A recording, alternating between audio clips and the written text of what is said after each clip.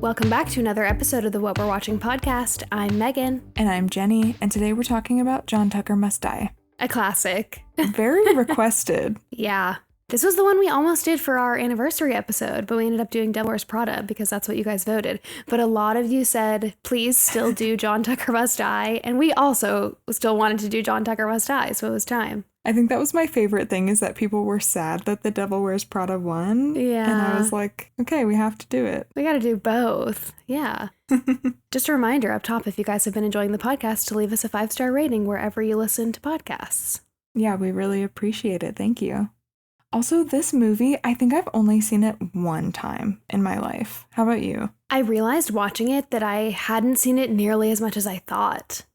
But because the plot is so memorable and it has so many actors and actresses in it that we love and have seen, and for some reason, then I think it's the name of the movie is also so iconic that it just makes it feel like it's one of those that I've seen 1,000 times, even though I definitely haven't. I've probably seen it max a handful of times and not in a long time. I remember this being a sleepover movie, but maybe I always fell asleep during it because I did not remember the plot at all. And the plot, and we'll talk about this, but the plot reminds me so much of another movie, and I'm curious if you had the same thought. Was it Mean Girls? Yes. Yes. It's so similar, and I had never thought about that before. I had it in my brain to bring this up with you, so I'm so glad you brought it up. Maybe we'll dive in. Yeah, there's a couple moments throughout that are very similar, so I'm sure we'll bring it up. So the logline for this movie is, after discovering they're all dating the same guy, 3 popular students from different cliques band together for revenge. So they enlist the help of a new gal in town and conspire to break the jerk's heart while destroying his reputation. Very Mean Girls. I think this is what was Mean Girls about it, is that they're trying to take John Tucker down and they have all of these different plans that don't work. Mm-hmm. Is that what you were thinking? Yes, and it's like this group of people that have it out for this one person, and they're using a new girl to do it is just the same. And then the way that Brittany Snow's character in this movie, similarly to Lindsay Lohan in Mean Girls, is just like bright-eyed, bushy-tailed, doesn't know any better, and then gets into it and loves that she's making friends and then starts to have regrets, was just very similar. It was a very similar emotional journey. 100%. I actually feel like this movie, because it came out afterwards, probably did take inspiration from Mean Girls. It must have. It came out in 2006, and it was directed by Betty Thomas. I feel like a lot of times when we talk about these movies, the directors and the writers are starting to become more familiar to me because they've done other things that we've talked about. Not the case with this team, though. So Betty Thomas, the director, also directed The First Wives Club, some episodes of Grace and Frankie, Dr. Dolittle, and a bunch of other things, and she's also an actress and producer. It's a little bit more of a random mix, I feel like, than we normally see. Yeah, that's kind of interesting because I feel like this movie is so iconic, so I would have expected her to go on and make very similar iconic rom-coms, but no, not really. Right.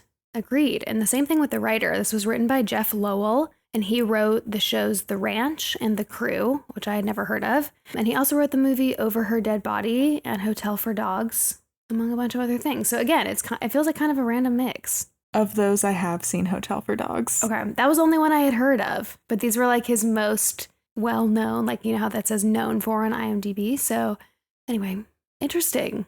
That is interesting, huh?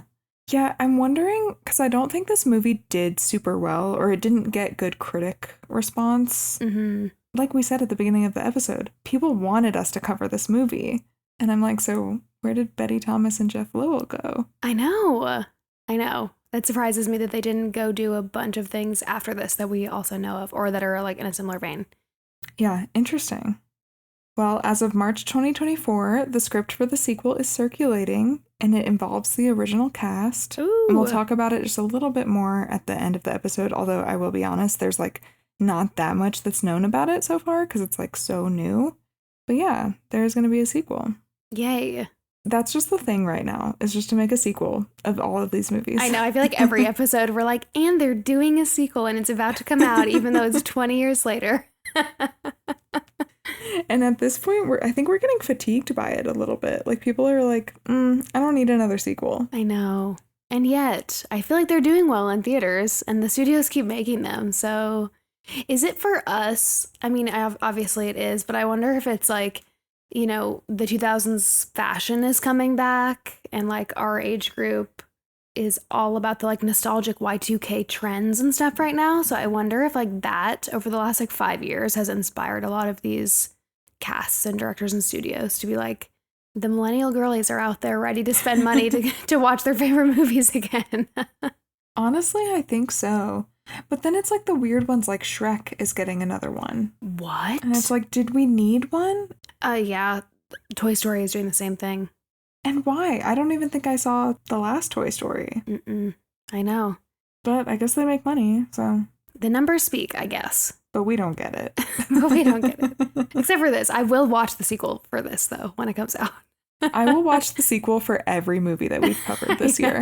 So we're like, boo, sequels. I don't get it. But also, I'll watch them all. But in concept, like in theory, I totally agree with you, where I'm like, stop giving us sequels. I want the new John Tucker Must Die. But if we can't have that, I will still watch the sequel, you know? I think that's what it is like we're just accepting the fact that it's not going to change. Mm-hmm. But we know that it's not for great reasons. Like, it's a money grab. Totally.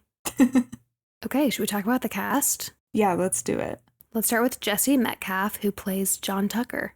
You know, I really haven't seen him in anything else. And yet his, like, face is so memorable.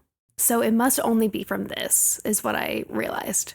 It must be. And, like, again, with the director, it's like, well, you would think that he would have just popped off from here. And a lot of the rest of the cast did. Yeah, that's true. That's true, like Brittany Snow. Mm-hmm. Sophia Bush, Penn Badgley, all of them, yeah. Yeah, true. Jesse Metcalfe is from Desperate Housewives. I think that's what he's most known for. And then he's been in a bunch of Hallmark movies since this. Oh my God, him and Gretchen Wieners. Yes, Gretchen Wieners. There was a lot of pressure on him, apparently, for John Tucker. And I guess he developed really unhealthy habits where he wasn't eating enough and he was in the gym whenever they weren't filming. Wow. Which is kind of sad. And I feel like we heard that with like Taylor Lautner in Twilight. And it's very common. Yeah. I appreciate that the male stars that went through that experience are open to speaking about it, because I think it's just really important. I feel like it's equally as important as like all the objectification of the women that I feel like we're all very much aware of now. And to hear men come out and say like, I really struggled as a teenager because I was being objectified and felt like I needed to keep up this like physique, that would be really hard, because they're also competing with their teenage bodies the way that a lot of women do, you know? Yeah, and haven't we heard the same from like Zac Efron? Mm-hmm. Yep. And I would not be surprised if a lot of even the like Marvel cast or other like really probably just any famous teen star goes through. Yeah, it's really sad. Yeah. One thing that Jesse said about this role is that he kind of put in a lot of work looking at other old teen films. And he said, I looked at old teen films that I grew up with, like Ferris Bueller's Day Off and Can't Buy Me Love, where the stars of those films, even though they were the cool guys and it would be easy to hate them, you've got to make the character likable. And I think the character does evolve. And he's talking about John Tucker here. And I think he said that was like the most challenging part, is like, how do you make John Tucker likable when he's so hateable in this movie? And he did. He really did. He succeeded, I think. That's a really good point, because I didn't feel the same way about Regina George. No. In the original Mean Girls, like she did not give lovable. She gave just Mean Girl. Mm-hmm. And in this, for whatever reason, John Tucker was still endearing, and I don't know why. So he did a great job. I love that you made the comparison again to Regina George. He is Regina. He is. He said this, too, about the role. I definitely wasn't a John Tucker at high school. I was kind of a weirdo. People don't believe it when I say that, but that's the honest truth. I was like an outsider. I was kind of a self-imposed loner, one of those kids who dyed his hair different colors.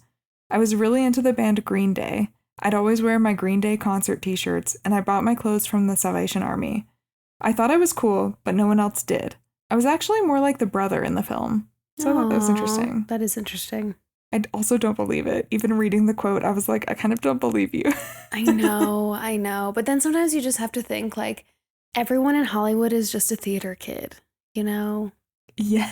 Even though they, like, play cool people, and theater kids are cool, okay? I was a theater kid, and there were many theater kids at my high school that were, like, very fun and cool and involved in other things. But you know what I mean? Like, it doesn't surprise me that he felt like an outsider And then it was probably weird for him to then play this, like, the hot stud at the high school, you know? Mm-hmm. I follow this girl on YouTube named Caroline Winkler. Maybe some of you guys know her. But she used to be an actress in New York. And she said that, like, the most insufferable people are male actors. And I feel like it's that vibe that you're talking about where they're just, like, huge theater kids. And she said they, like, just want so much attention. Mm-hmm. And they're, like, tryhards. And that's kind of what this is giving to me. Yeah, I could totally see that. Or they're, like, just concerned with their craft. Yes. Yeah. Mm-hmm. One thing about him that was like his character, though, is that he really did play basketball. And he did most of his own stunts, except for that front flip dunk, that crazy move towards the end. I was curious about that one. I was like, surely that wasn't him. But Brian and I both watched it, and Brian was like, did he do that? We're like, there's definitely a trampoline. But I guess he was really into basketball, so like most things were him. Mm. Yeah, I definitely don't believe that he was a weirdo then. He was on the basketball team. He was a jock. Just stereotyping him. Yeah. Sorry. With his Green Day shirt Yeah. and his dyed hair. Okay, should we talk about Brittany Snow, who plays Kate? Yes. Why did I not remember she was in this movie? She's like the main character, and I just did not remember. I didn't either until I turned it on. I was like, whoa. She's from Pitch Perfect. We actually did talk about her in that episode. Hairspray, a ton of other things. And recently she made her directorial debut with the movie Parachute. So I've actually seen her on like Call Her Daddy and a bunch of the PR circuit talking about that movie. Yeah, I loved her Call Her Daddy episode. Me too. If you guys watch Selling the OC, which is the sister show on Netflix to Selling Sunset, you'll know that she was married to Tyler from that show. And their divorce became kind of like this public drama because of some things that were happening on the show between him and, I guess I should say, some alleged things that were happening kind of like between the lines on the show between him and a coworker. And she talked about them on Call Her Daddy, so would totally recommend that episode for her perspective. It also just made me feel so endeared to her because she just seems so real and genuine. She does. And I hate that she's had such bad luck with men. I know. She doesn't deserve it. She was only 19 when they filmed this movie, which is crazy because I feel like she hasn't aged from the time that she filmed this movie to now. She looks the exact same. Mm-hmm. And she said this quote, "When I was filming John Tucker, the guy I was seeing for 2 years was cheating on me. Sophia, Ashanti, and Arielle really became the same girls they are in the movie, and we became best friends. They were there for me so much. I found out the day before a really big scene on John Tucker, and Sophia the next day brought me 4 bouquets of long-stem red roses and wrote me a poem. Arielle came over and we made pizza. It was really cute having girls there for me. The funny thing is that we're still really good friends, me and the guy and the girl. It wasn't meant to be and it hurt really badly, but thank God for Sophia and Ashanti and Arielle. By the way, I think that really shows up in the movie, our connection with each other and how much we genuinely love each other." Cute, but also so sad for her. I know. And also for her to be like, but it's okay. It wasn't meant to be. Like, Yeah. Ouch. Okay, let's talk about Ashanti, who plays Heather. She's a singer, songwriter, and actress. She's sold over 30 million records worldwide. And besides John Tucker Must Die, she was also in the movie Coach Carter. And that was, I think, the other big movie she was in, but everything else was kind of small that she's been in since then. I thought this was interesting. Her mom named her after the Ashanti Empire in Ghana, where women had power and influence. Wow. And she wanted Ashanti to embody that as well. So that's why she named her that. Very cool. And she and the rapper Nelly dated between 2003 and 2014. They broke up and then got back together in 2023. Whoa. What is that, 9 years later? Yeah. Yeah, and they just announced a few days ago that Ashanti gave birth to their baby boy Kareem in July. Aww. Like when I looked her up, all the news articles were the announcement. Cute. Oh, I love that. Yeah.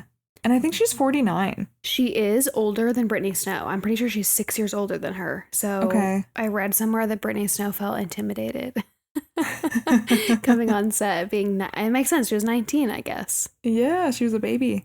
I also read that Brittany and Ashanti had worked together before back in 2002, so a few years before this movie, when Ashanti guest starred on the show that Brittany Snow was doing at the time. And I found a quote from Ashanti where she said, I remember I signed an autograph for her. Yeah. I remember that whole time. It was a good time. I remember Brittany was so small and young, and I signed her autograph. She was cool. Aw, Yeah. that's cute. And then Brittany said, I actually told her that the first day, referring to the first day of filming for this movie, she said, I was like, you don't even understand what a huge fan I was of yours. And I still am, but I have to be cool. Relatable. Very. Okay, let's talk about Sophia Bush, who plays Beth. You know her from One Tree Hill, Chicago PD, and Love Victor. Oh, she's in that show. We just talked about Love Simon. Yes. Wow. Also, I've never seen One Tree Hill. Have you? No. I think we're missing out. I know. I think you guys are going to tell us that we're missing out. I was about to say, everyone just gasped. Yeah, I feel like I need to watch it just so that I can understand just the pop culture zeitgeist. Totally. Because it's so huge. Anyway, Sophia Bush married Chad Michael Murray, her One Tree Hill co-star, in 2005, and then they split 5 months later. I had no idea that they were married. I don't know how we missed that. I guess because we didn't watch One Tree Hill. I think that's the only reason why. In 2014, she said, "We were two stupid kids who had no business being in a relationship in the first place. To all the other co-stars who've worked it out, more power to you." And I think that quote is interesting because she has dated so many of her co-stars since then. Yeah. So, yeah, maybe she's jaded about dating co-stars, which I imagine would be hard anyway. Then, I think this is like the most recent Sophia Bush thing that has gone on. She got remarried in 2022 and then filed for divorce a year later. And her wedding was iconic. Her wedding photos were all over the internet. Her dress, you guys might remember, it was white, but it was floral. And so it was like very unique, and like this big, like billowy, like florally dress was beautiful. And I just remember being like, wow, her wedding is perfect. And then she got divorced so quickly, and it felt so quickly because the wedding was so public, you know? Uh-huh. Yeah. Anyway, continue. I just had to insert that because I know some people will remember her dress. No, thank you for saying that because somebody else's wedding went really viral recently and people were saying that it was similar to Sophia Bush's. Okay. And so I wasn't able to connect the dots because I didn't know. So, interesting. But yeah, in April of this year, she came out as queer and confirmed that she's dating soccer player Ashlyn Harris. And I think it broke the internet a little bit because Ashlyn was also going through a divorce from her wife at the same time. And Sophia was called a homewrecker. Oof. I know. But then she wrote this article in Glamour explaining how she and Ashlyn were in a support group together for women going through divorce or marriage troubles. Interesting. And that's how they started dating, question mark. Kind of sketchy. I don't love that. I don't love that. And nobody does. I understand the concern. I think the two of them are so cute together. I've seen the breaking of the internet, not calling Sophia homewrecker, but the two of them like together, like all their photos together. They look really cute, and I'm really happy for her. But also hearing this makes me go like, that's messy. It's messy. It's messy. It's messy, but I also understand why she's writing this Glamour article about it, to be like, hey, let me clear the air. Because then she said people were looking in from the outside and they're not privy to how much time it took and all of the conversations that had to happen and how much effort they took to be graceful with other people's feelings. Sure. But that does seem very like, what's the word? I don't know. It just seems like it's covering up after the fact. You know what I mean? Yeah. Yeah, well, what bothers me is the or marriage troubles. The support group for women going through divorce or marriage troubles. Because imagine going to a support group because your marriage is in a difficult spot and then telling your spouse, hey, I'm filing for divorce and I also met somebody in my support group that I was going to work on this relationship, but actually now I'm going to be with them. They supported me in leaving you. Yeah. It's not great. It's not a good look. So I understand why people judge that from the outside. I mean, if she and Ashlyn are coming forward and saying like the timing is all kosher and like you guys don't need to be worried, because divorces take a long time and there's a lot of legalities going on with that, and I'm sure on Sophia's end I'm totally speculating. I wouldn't be surprised if it just took longer for her divorce to become public, because especially if she was going through this like sexuality journey at the same time, which maybe she was, maybe she wasn't, I don't know, but you know, who knows, but it doesn't look great. No, no. And honestly, if I was in the same position, I think I would, also write an article and try to get people to understand from my point of view. So, Sure. more power to her. And Sophia said this about coming out: I finally feel like I can breathe. Oh. Similar to our episode that we just had on Love, Simon. Yeah, Jennifer Garner says, like, you can exhale. Now. Yeah. Yeah, you can exhale now. Yeah, I don't know. I thought that was like interesting timing. Sometimes these episodes align so weirdly where I'm like, why are there so many interconnections? Yeah, this was a good back-to-back then. Yeah. But good for her. If she feels like she can be her authentic self now and is happy, then that's amazing. Happy for her. Mm-hmm. Okay, let's talk about Arielle Kebbel, who plays Carrie. And we've talked about her before. Yeah, we have. We actually talked about her a lot, like, without even meaning to. Yeah. We've talked about her in our Aquamarine episode, and I also think in the Vampire Diaries episode. Oh my gosh, yes, because she plays Lexi, who was the part that was written for Taylor Swift, but then Taylor Swift didn't play it. She did. And why do I feel like every single time we talk about her, we remember this again? I know. When we forgot it. I know. Because every time I forget, and then I'm like, oh, she's Taylor Swift's character. I know. I totally forgot until we just talked about it right now. Yeah, and she's also in Gilmore Girls. And there's not really a whole lot about her online. We did talk about her a little bit in those episodes. We mentioned that she loves horses and she's a huge horse activist. Yes. Horse girl. Yes, horse girl. We love that. Something I didn't know about her is that she and Tori DeVito from The Vampire Diaries and Pretty Little Liars are best friends. Wow. And we talked about Tori DeVito in our Vampire Diaries episode because she's in the show, but also because she was married to Paul Wesley. Yes. Oh, interesting. One thing I love about this podcast is like my neurons are just like connecting. You're connecting the pop culture web, like the celebrity, director, movie industry web. Yes, like all of these people, I'm like, oh yeah, well, I know a lot about so-and-so because they dated Paul Wesley and blah, blah, blah, you know? Right, I know, I love that. Yeah, it's funny. Okay, and last but not least, let's talk about Penn Badgley, who plays Scott. He's from Gossip Girl and You and a bunch of other things, but those are the two big ones, I feel like. Yes, I feel like those are the two that you know. I was staying with my parents when I watched this, and my dad, so this comes up, and like I was also watching with my sister, and I was expecting my sister to be like, oh my God, that's the guy from Gossip Girl, and she did. And then my dad goes, oh my God, that's the like creepy, scary guy. And I was like, oh, the guy from You. Does he watch it? I don't think he's ever seen it, but I feel like it like always comes up on Netflix. I think it's Netflix where it like, shows the preview of it, and it's always him, his face. Yeah. Have you watched it? No, I haven't. I watched like the first few episodes. I resisted it for a long time because I was like, stalkers are creepy and scary and I don't want to even be scared. Like this is going to be a horror movie to me. Yeah. Or a horror show. But honestly, it was kind of interesting. I only made it a few episodes, but would watch again. Would recommend. I remember hearing especially that season 1 was really good, so maybe I'll have to give it a shot. I do like him a lot though. I loved him in this. He was very endearing. I did love his character too, and he wasn't huge. He wasn't in a lot of scenes, but he was very memorable. And this was actually before he blew up. It came out a year before Gossip Girl came out. Oh, interesting. Okay. Have you ever listened to his podcast before? No. He has a podcast called Pod Crushed. I've listened to like 1 or 2 episodes. It's pretty good. I think they interview a lot of celebrities on there. Cool. It kind of reminds me of Dax Shepard's podcast, which is why I think you would like it. Okay, yeah, I'll have to check it out. Why did I not know that he dated Blake Lively from 2007 to 2010? That's long. That's a long time, and they were co-stars on Gossip Girl. That would have had to be pretty close to Ryan Reynolds. When do you think they started dating? I feel like they've been together for at least a decade, so... Yeah, Ryan and Blake got married in 2012. Oh, wow. So pretty close. Okay, interesting. And then he also dated Zoe Kravitz from 2011 to 2013. And again, we just talked about her in our Love, Simon episode. Just tangentially. She wasn't even related to that episode. No.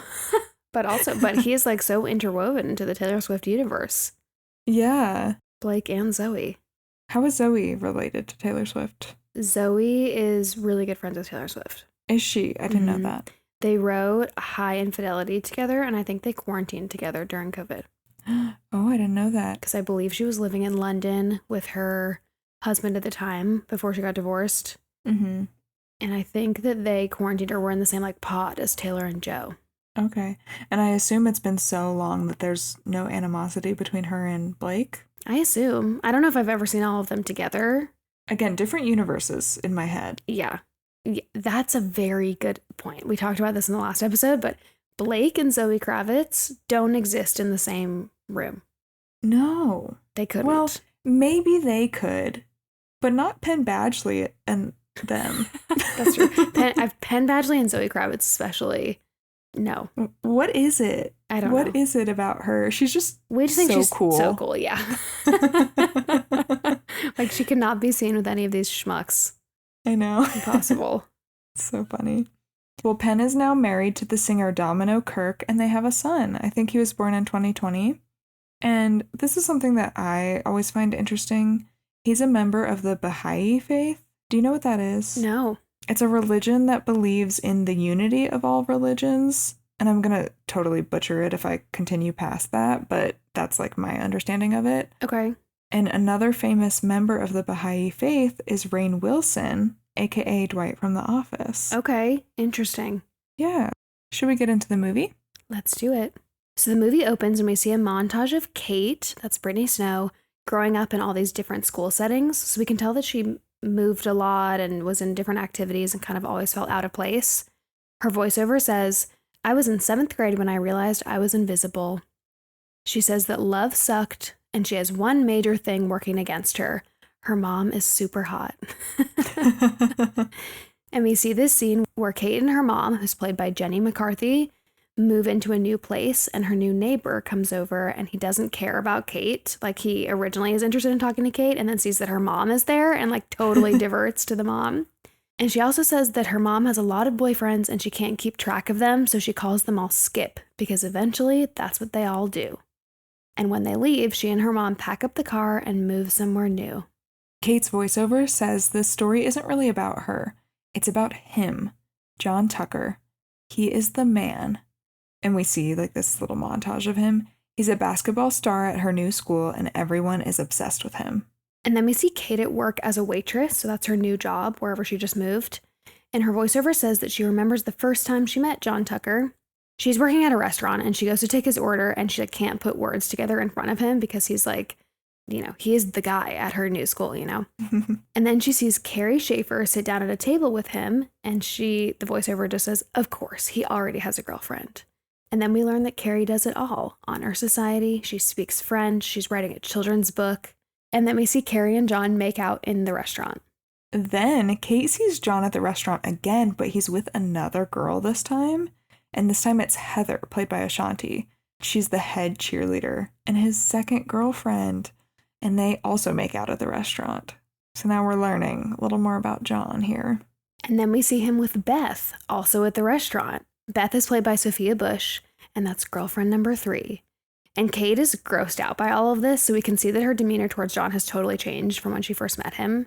And her coworker actually says that John goes out with girls from all different cliques and then tells them that his father doesn't let him date during basketball season, so they have to keep it a secret. And Kate asks how she knows so much about him, and she just breaks down and sobs and says, I don't know, just a guess. So we know she used to be one of the girlfriends. So funny. Also, I was like, then why does he take him to the same restaurant? Right. That seems risky. Yeah. Overconfident. At school, John walks around to all 3 girls and he flirts with each of them individually, but they don't see it because they hang out in different parts of the school with different people. So they're like very unaware and they think they are all the secret girlfriend that he's not allowed to have. And then we see John flirt with one of the school coaches and she passes out immediately. I forgot about this part. He like smiles, like looks her up and down, and she falls down the stairs in the school. And so she obviously is not working that day. And so since one of the coaches is out, the school has to combine all the first period gym classes. And Heather, Kate, Carrie, and Beth all get put on the same team for volleyball. And Heather sees Carrie tell someone that she's dating John Tucker, so she hits her in the head with the volleyball, and they end up getting in a fight because they realize they're both dating John. And Beth is kind of this, like, they position her as this, like, vegan hippie character, Mm-hmm. And she tries breaking up the fight. She's like, girls, you shouldn't be fighting. But then she finds out that they're fighting about John, who she's also dating, and so she joins the fight. Finally, Kate blows a whistle and says, you find out a guy is cheating on all of you, and instead of taking it out on him, you're beating the shit out of each other. And they all get detention. And I was like, yes, you go, Kate. Yeah. You're right. At detention, Kate meets Scott, played by Penn Badgley, and she's surprised when no one else is there. But then we find out that she actually showed up early to detention so she wouldn't get in trouble. So that's why no one's there yet. And then Scott sees Kate scoff at John Tucker down the hall, and he says that's not usually the reaction that John gets from girls. And this is when we find out that Scott is the other Tucker. He's John's little brother. Heather confronts John, and he reassures her that if he was allowed to have a girlfriend during basketball season, it would be her. He says the other girls are just jealous. He tries to make it sound like they're all just making it up. Yeah. And Heather kind of buys it. It's weird. Yeah, he's a gaslighter. Yeah. And so in detention, Heather tells the girls what John said, but as she's repeating what John told her, they cut her off and quote his lines back to her. So he said the exact same thing to all three girls. The girls start arguing again, and Kate interjects, and she points out that John says they have unspoken bonds, and yet he doesn't want a relationship, and he uses pet names just so that he doesn't accidentally say the wrong name. She says she used to know a guy just like him, Skip. She says if I were dating a guy like that, I'd get even. That night, Kate's mom gets ready for her date and leaves, and then each of the three girls show up unannounced to Kate's house, and they ask Kate to help them kill John Tucker. I think I saw some Letterboxd reviews on this movie that were like, I'm disappointed that they didn't kill John Tucker. Yeah. That wasn't even a plot line in this movie. I know. It is kind of funny. At school, Carrie, who again, Carrie is involved in everything. So she's also involved in the school news TV show. And she takes them to one of the back rooms of the school where there's a projector. And the girls start their project to take John down. Heather says that in cheerleading, they take down the other team by undermining their confidence. And so Kate suggests they try to make John undateable. Here's the Regina George. This is the Janice Ian moment. The plan. We cut to Beth and John at a photo shoot, and John is shirtless and looks really uncomfortable. And there's this photographer that's just taking all these photos of him. And later we see John and a date at the movie theater, and the photo is part of an ad warning against genital herpes. And his date freaks out and leaves. And Kate's voiceover says, Rule 1 of warfare, never underestimate your opponent. And then we cut to John accepting a Teen Responsibility Award for raising awareness for STDs. Absurd. It's like Regina George with the, when they cut the boob holes out of her shirt. Yes, and she just goes with it and makes it cool. Yeah. It's exactly like that. So then all the girls hang out and we can see how different they are. Carrie is obsessed with making lists. Heather is taking estrogen to get bigger boobs.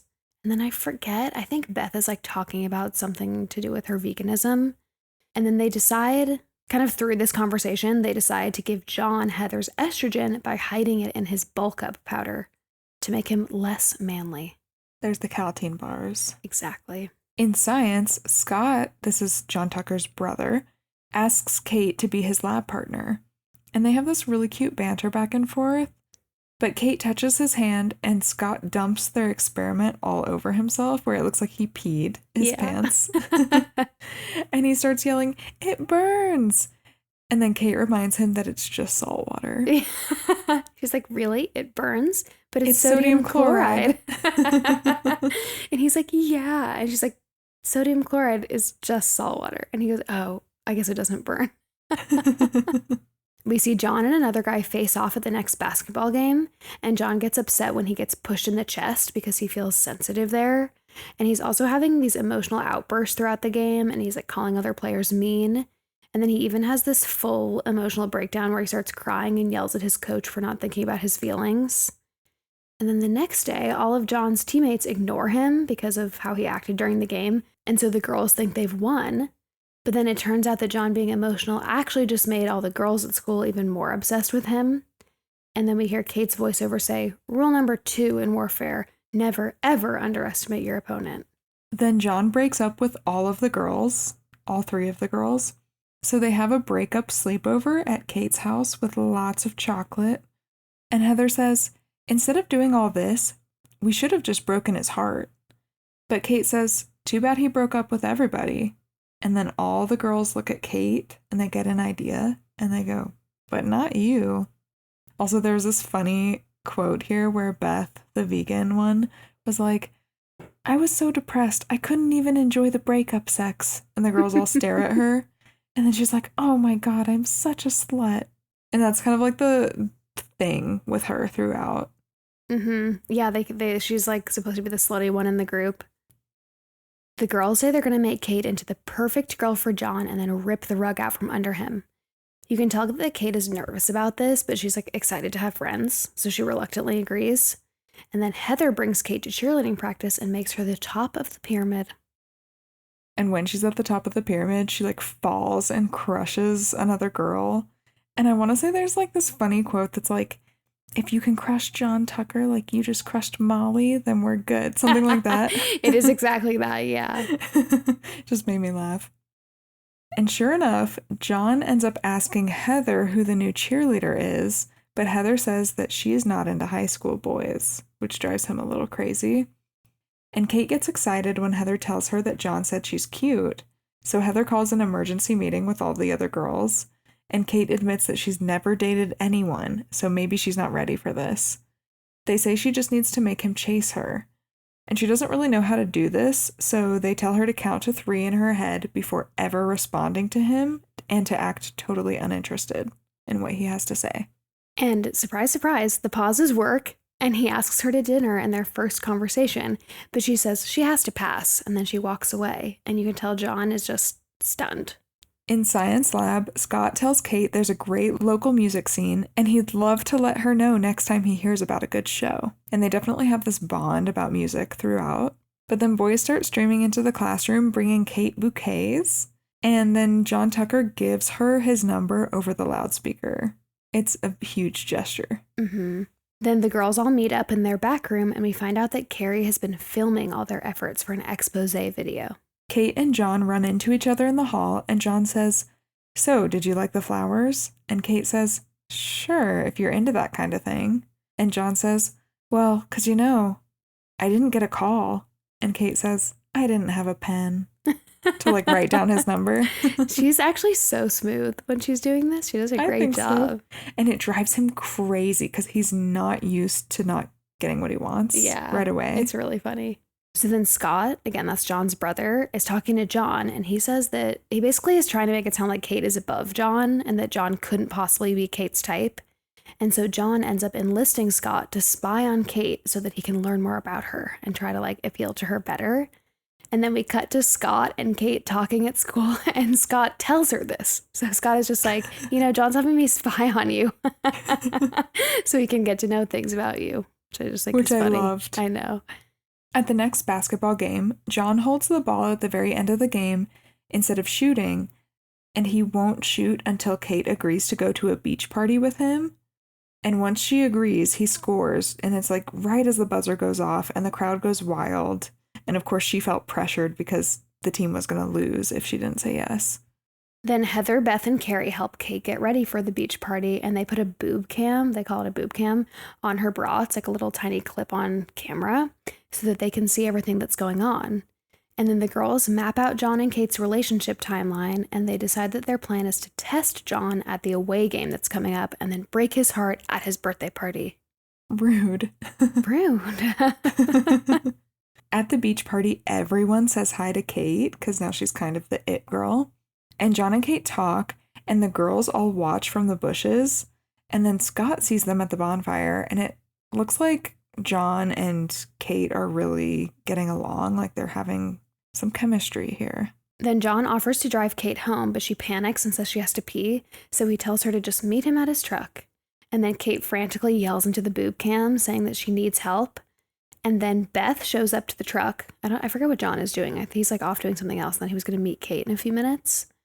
And so Beth ends up meeting Kate at the truck, and Beth tells her not to worry because John keeps it PG-13 on the first date, so he's only going to kiss her. And you can tell that Kate is still so freaked out by the idea that she's going to have to kiss him. So she asks Kate if boys have ever told her that she's a good kisser, and they haven't. So Kate freaks out that she must be bad at it, and then she's going to turn John away. But then Beth says, oh my God, I'm going to have to show you. So she kisses her. She like climbs into the truck and is like, I'll show you how to do this. And then kisses her. And some stupid idiot, like freshman boy or something, ends up watching them and is like, oh my God, do it again. Or something stupid. Yeah. And then John walks up to the car. He doesn't see Beth, but Beth has to jump into the backseat to hide, to avoid him. So then Beth is in the car the whole time that they're driving. And then we see that Carrie and Heather see that Beth is stuck in the truck. And Carrie, I think it's Carrie, says, slut in a truck. And apparently that line was improvised. I love that. John plays Elvis Costello in the car, and Kate is super impressed because she loves Elvis Costello. And we know that this is something that John got as a tip from his brother Scott, who actually likes Elvis. John walks Kate to the door, and Beth tries to sneak out of the truck, but then her dress gets caught. John says that he doesn't want to rush anything by kissing Kate, so he starts to turn back to the car, where he'll see Beth, which is bad. So Kate kisses him as a distraction, and the sprinklers turn on while they kiss. And then the boob cam electrocutes Kate, so she runs inside. And this part I was like, could that happen? Yeah, I don't know. I thought it was so funny. And then something else happens, like while they're kissing. I think when they go in to kiss for a second time, they end up smacking foreheads. That's right. And one of them says, I think Kate says, I think you bobbed when I weaved. And this comes back later. Yeah. Inside, Kate's mom tells her that she doesn't think any of this is a good idea and she doesn't want Kate to get hurt. But then Kate says that she doesn't want to take her mom's advice on this because she's seen her mom get hurt by a lot of John Tuckers already. So she's kind of like, Mom, you're not qualified to tell me what to do in this scenario. But then her mom says that Kate has changed. And she says, just be careful who you pretend to be. I'd hate it if you forgot who you are. And then Kate says, I was nobody, so there's really no risk of losing anything. Sad. I don't like that. I know. Then the girls sleep over at Kate's, and John pulls up out front in his Jeep, and he calls her home phone. And Kate answers and says, oh crap, some perv has been checking out the house. I think he's in a Jeep or something. I think we're gonna call the cops. And he like slides down into his seat and like drives away. Just like panics. Then we see John taking Kate out on a real date, and they go to the restaurant where Kate works, where she's seen him bring other girls before, but instead of stopping at a table like he normally does in the restaurant, they walk through the restaurant out back to a boat. All the girls are following them and are so surprised because John never took any of them on his boat. So this is where we really get the idea that Kate is actually special to him. Yeah. And then the girls lose connection to the boob cam, and they take a speedboat to try and catch up with them. And the engine stops working, and Heather beats it until it falls off. And Beth says, it's okay. This is why God invented AAA.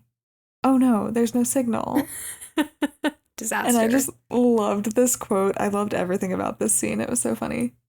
We hear Kate's voiceover tell us that her date with John is how a date should be, but better.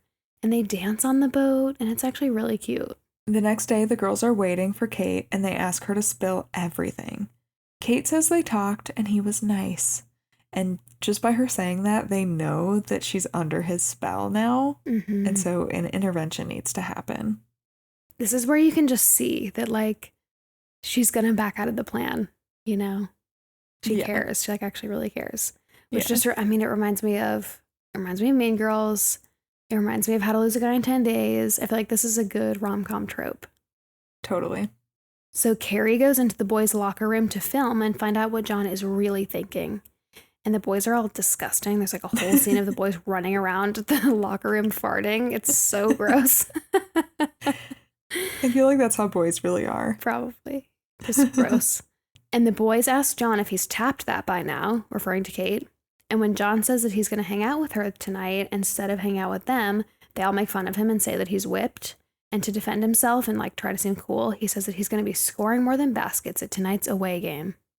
In lab, Kate tells a science joke to Scott, and Scott says he's got a different lab partner today. So it's kind of sad, but we see there's like a divide between them now. A guy comes to pick Kate's mom up for a date, and Kate asks her not to go. Kate says, no wonder I'm so messed up. Can you imagine growing up with a mom who only dates jerks? Which I think was kind of harsh here. It is harsh, but also I'm like proud of her for saying it, you know? Yeah, I get the vibe that she's never said this to her mom before about all of her old boyfriends. So, yep. Then all the girls go to a hotel after the away game, which confused me until I realized that it's because Kate and Heather are cheerleaders. And so I think like the cheerleaders and the football team must be staying at the same hotel. And that's why they're all at this hotel. Because we were watching it and I was like, they're high schoolers. What are they doing at this like a random hotel for an away high school football game? But it must have just been foreign because they were on the team, I'm guessing. I think so, yeah. Carrie shows Kate the locker room video when they get to the hotel and she's horrified and she says, John Tucker, you are going down. And then Kate video chats John in lingerie from her hotel room and all the girls are sitting on the bed behind the computer showing her cue cards so she knows what to say. Kate tells John that she got him a present and it's under his bed. And so he pulls it out and it's this red lacy thong. And she asks him to wear it and climb over to her room from his balcony. And he hesitates, but then she says she's getting tired and she might just go to bed instead. So he's like, no, I'll be over in 5. I read an article from E! News where Jesse Metcalfe said that this scene wasn't in the original script. And he had this quote that said, actually, Betty Thomas, the director, kind of broke the thong idea to me gently. She was like, Jesse, I want you to wear a thong in the movie. And I was like, what? I don't think so. That's not going to happen. Over a 3-day period, she kind of convinced me. It's a comedy. You've got to go there. You've got to do whatever it takes to get the laugh. So I went there. No regrets. I feel like I pull it off. Honestly, an iconic scene. Truly. And then I also read a quote in the same article from Brittany Snow about this, where she said, that was actually him. Jesse and I were in the gym every morning before work and after work before filming the scene. It was just me and Jesse hanging out at the gym, looking at each other like, I can't believe this is our lives. That was really him. He worked really hard. She must be referring to his body in this quote. Kind of weird because this is not the first time that I've seen a quote similar to this while researching this movie. And I don't know if it's like when this movie came out, if it's like a time thing. But it is confusing to us now without context. We're like, so what if it was him? I expected that was him. Right. I think it is just the time. And like, he probably made such a big deal about going to the gym all the time for those scenes, knowing that he like maybe struggled with his body image, especially like if he was trying to go to the gym all the time when he was on set. I feel like I've read similar things about Taylor Lautner, like the obsession was just like very obvious. And I think at the time that obsession probably was viewed as like, oh, good for him. He's like it's almost like doing the stunts. Like he's going to show his body without needing a body double. Yeah, like not realizing how dangerous and unhealthy it is. Yeah. Yeah. That makes me sad, actually. I know. An innocent quote turned sad. I know, it's just weird. Yeah, hearing the context from his perspective of like, you know, earlier we were talking about what he felt like coming out of this movie, it makes me sad. Yeah. So John climbs onto the balcony and in through the sliding door into the PE teacher's room. And the PE teacher drags him in his thong down the hall to the coach's room. And students all gather in the hallway and take pictures of him getting in trouble. Back at school, everyone is making fun of John. And one girl says, your butt is my screensaver. And then at basketball practice, the guys see that he's still wearing the thong under his basketball shorts. And he says, it's like letting your best friend sleep in a silk hammock. They're breezy, they don't bind, and they give you just enough swing. And then we cut to all the boys wearing thongs, and suddenly they can all do these like super jumps where they're like flipping to put the basketball in the net. Yes. And then we see guys around school also wearing thongs. And this, like you said earlier, was giving Regina George when they cut the boobs out of her shirt. This was the moment for me that I was like, man, this is like a copycat movie. It's so similar. Yeah, it is. Kate confronts John about what he said in the locker room, and he tells her that she's the one, and he's not doing all this just to get some action. He says, I'm trying so hard, but I'm out of plays. He gives her his watch and then asks her to be his girlfriend, which he's never asked anyone to be his girlfriend. And he yells to the whole school courtyard, I'm whipped. Kate tells the girls that she's feeling weird about the whole thing that they're doing to John, and the girls can tell that she loves him. And the girls also remind her that John didn't fall for her, he fell for the girl they made up. And then the girls fight over who really deserves John. They're all trying to be like, what part of Kate's personality that we injected in her is he the most excited about? Like Heather is like, well, I should be with him because I'm the real cheerleader. Yeah. So they're back to fighting over John, and Kate quits. She's like, I'm out. Then Scott sees Kate at her locker and says, "That's a nice watch." He calls her out for hanging out with Beth, Carrie, and Heather, who all notoriously hate each other. He asks what happened to her and says he knows that she must have cooked this whole thing up with the other 3 girls, which I think was very smart for him to put together. Mm-hmm. He says, "You want to know why John fell for you? He thinks you're the first honest relationship. And yeah, he lies to girls to get them to fall for him. I can't imagine the kind of person who would do that. Can you?" Zing. Burn. Yeah. Back at home, Kate's mom tells her that she sent Skip home. This is the first time I've seen Kate's mom refer to her random boyfriends as Skip too. And then they have a heart-to-heart about why Kate did what she was doing to John. Kate says she doesn't know who her real friends are, so her mom tells her to show them the real her.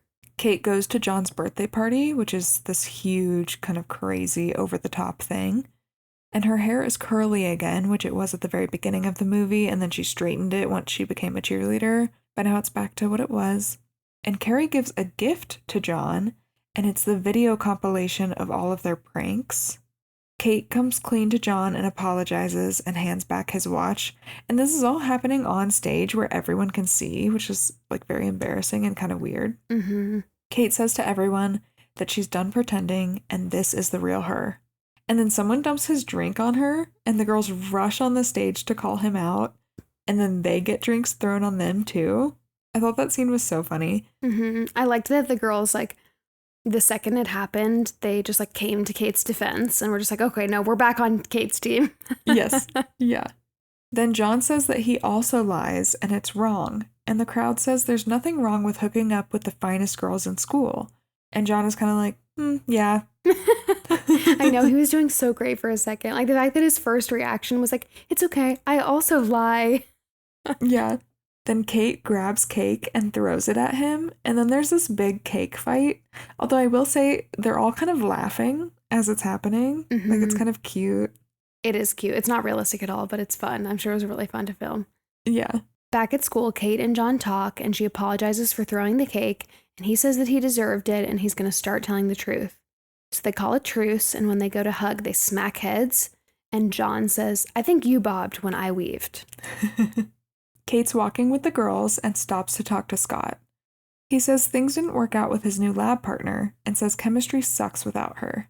He asks if they can be lab partners again, and she asks if he's sure, and he says, I'm sure, 'cause you're perfect, Kate, because you're smarter than me and you're not flammable. It's a sweet moment. Then Kate meets up with the other girls in the hall, and they say, you totally have a crush on the other Tucker. And they say she must need their help again and a boob cam for this one, but she says no. And John is actually honest from now on. We see him introduce the girls he's dating to his other girlfriends up front, so everybody knows what's going on. He's going to still be John, but he's going to be honest. Yeah.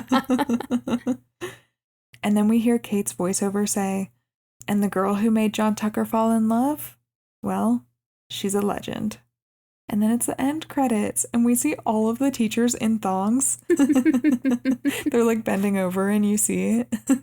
And then we see John's thong photo made it all the way to girls in Japan, and they're all looking at it. Famous. And that's the end. Yay. It was a funny movie. It was good to watch. Yeah, it was a really cute, funny one. I'm glad we did it. And because I didn't remember the plot very well, I think it was just time to rewatch it. Yeah, it was fun to rewatch. If you guys don't remember all the details or you like haven't seen it in a while, it's a good rewatch. Would recommend. I was telling Megan before we started recording that I was trying to outline this movie, and then I just couldn't because I wanted to sit and watch it without pausing because it was just so good. Always a good sign when that happens. I know, when you just get sucked in and you're like, well, I'll watch it twice if I have to. Okay, so tell me what you know about John Tucker Must Die 2. Yeah, so not very much. It's in very early development, and the original cast is supposed to return. But on Penn Badgley's podcast about a month ago, both he and Brittany Snow said they hadn't even been contacted about it. This makes me suspicious that it's even happening. So suspicious. So I'm seeing articles that are like, the original cast is confirmed, but then they are like, well, we haven't heard about it. So anyway, that's all we know so far, but more to come. Yeah, if you guys hear anything or if you see anything on social media about it, definitely send it our way. I'm curious to get updates. I know. I would love a sequel. I don't even know what it would be about. John's kid. They're older? I don't know. It hasn't been that long. I guess it's been 20 years. Yeah, they can have kids. But could they have kids in high school? Technically, but like also not really. Yeah, I don't know. I don't know what it would be.